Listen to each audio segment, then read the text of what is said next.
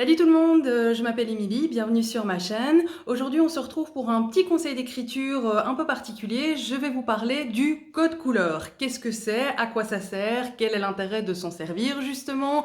Je vous explique tout ça dans cette vidéo et je vous donne en prime 5 façons différentes d'utiliser ce code couleur. Alors, le code couleur, qu'est-ce que c'est? Eh bien, c'est tout simplement un code à base de couleurs.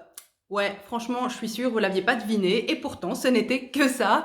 L'intérêt du code couleur, en fait, c'est tout simplement de vous servir de différentes couleurs pour mettre en avant différents éléments auxquels vous devez faire attention. Petite parenthèse avant de me lancer dans le vif du sujet, quand je parle de code couleur, je ne parle pas forcément d'écrire en changeant la couleur de la police, mais plus simplement d'utiliser la fonction surlignée, en fait. Après, vous faites comme vous voulez, évidemment. Si vous préférez changer la couleur de la police, moi, personnellement, je l'utilise avec la fonction surlignée dans différentes couleurs parce que c'est tout simplement plus flagrant quand on lit son texte et quand on scrolle, par exemple, quand on fait défiler à l'infini un document Word, c'est plus flagrant quand les passages sont surlignés. Pour le reste, comme je le disais, ce code couleur va vous permettre de mettre en avant certains éléments qui doivent attirer votre attention. C'est particulièrement utile, pas seulement au moment de l'écriture en elle-même, mais aussi au moment de la relecture et de la correction, puisque là, vous savez directement, vous repérez en un seul coup d'œil les passages qui doivent vraiment, qui demandent vraiment une relecture approfondie, une correction approfondie. Ça peut être des trucs très basiques, hein. Ça peut par exemple être un mot dont vous n'êtes pas sûr de l'orthographe, mais vous voulez pas vous interrompre là maintenant pour vérifier. Et non, le correcteur automatique de Word ou du traitement de texte n'a pas toujours raison, hein, quand même, faut le savoir. Donc voilà, quand vous avez un mot sur lequel vous hésitez, contentez-vous par exemple de le surligner en rouge pour que ça attire votre attention au moment de la relecture. Ça peut être également un moment où vous introduisez un personnage pour la première fois, mais vous n'avez pas non plus envie de vous arrêter à ce moment-là pour faire sa description, par exemple. Vous êtes dans le flux de vos idées, vous n'avez pas envie de vous interrompre pour noter sa description. Vous mettez le nom du personnage en jaune, en rouge, en vert, en ce que vous voulez, et comme ça, vous savez que il manque une description à cet endroit-là.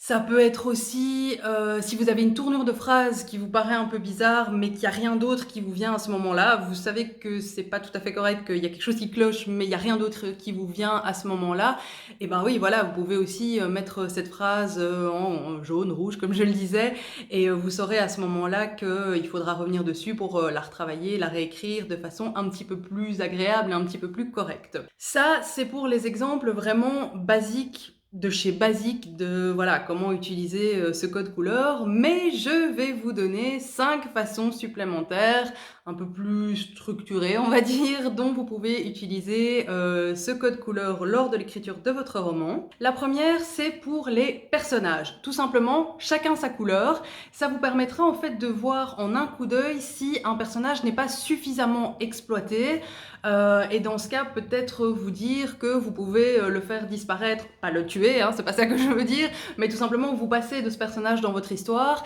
et d'attribuer les quelques dialogues qu'il aurait ou son rôle dans l'histoire à un autre personnage qui est déjà là et qui est plus important, parce que, à part dans certains cas, un personnage qui n'apparaît qu'une seule fois dans tout un roman, on peut se dire franchement, est-ce qu'on a vraiment besoin de lui? Donc voilà, ça vous pouvez le voir très facilement si vous avez un déséquilibre, si vous utilisez une couleur différente pour chaque personnage. La deuxième façon dont vous pouvez utiliser le code couleur, c'est pour mettre en avant, ou en tout cas pour différencier, les différents types de scènes.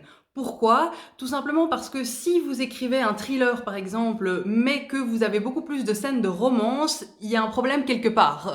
Il y a quelque chose qui va pas, ou en tout cas il faudra peut-être redéfinir le genre de votre bouquin, mais clairement si vous écrivez un thriller et que vous avez, je sais pas, 85% de scènes de romance, on n'est plus tout à fait dans le thriller, donc il faudra essayer de régler ça, ou comme je le disais, de redéfinir le genre de votre romance, de votre roman, pas de votre romance. Autre façon de repérer un peu ces scènes qui pourraient être problématiques, c'est si jamais vous avez un problème de rythme.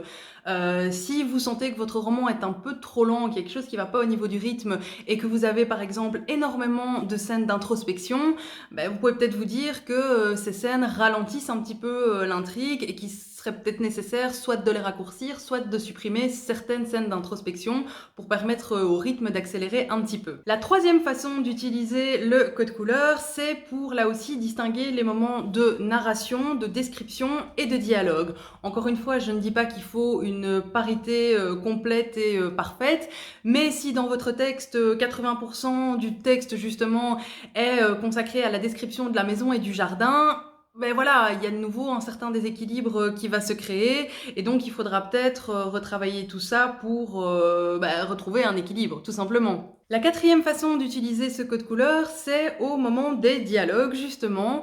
Là aussi, vous pouvez attribuer plutôt une couleur à chaque personnage au moment des dialogues. Bon, vous pouvez le faire de façon générale, comme je l'ai dit au premier point, mais en particulier dans les dialogues, le fait d'avoir une couleur différente pour chaque personnage, ça vous permettra de voir directement en un coup d'œil s'il y a un personnage qui n'est pas assez exploité ou ne dit rien, enfin en tout cas dit pas grand-chose. Si vous avez une conversation à plusieurs et qu'il y a un personnage qui se contente de dire une phrase, est-ce que vraiment il est nécessaire dans ce dialogue ou est-ce que vous pouvez le remplacer et attribuer sa phrase à un autre personnage? Donc voilà, là aussi, le fait d'avoir ces différentes couleurs dans vos dialogues vous permettront de repérer en un clin d'œil s'il y a quelque chose qui ne va pas. Et enfin, la cinquième façon d'utiliser ce code couleur, c'est lorsque vous jouez avec la temporalité.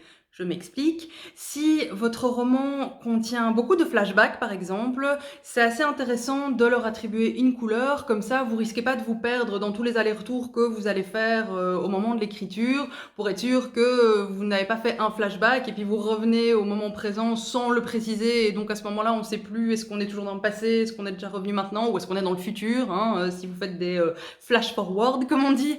Donc voilà, la temporalité est aussi un élément intéressant à mettre en avant grâce à des couleurs, voire à une couleur en tout cas particulière pour être sûr de ne pas vous perdre et de vous y retrouver assez facilement lorsque vous écrivez et en particulier lorsque vous relisez et corrigez votre texte. Voilà, ça c'est juste 5 façons, 5 suggestions en tout cas d'utilisation de ce code couleur, mais bien entendu vous vous en servez comme ça vous convient. C'est ça l'intérêt de ce code, c'est que vous pouvez l'utiliser pour absolument tout et n'importe quoi en fonction de vos besoins, en fonction de votre façon de travailler.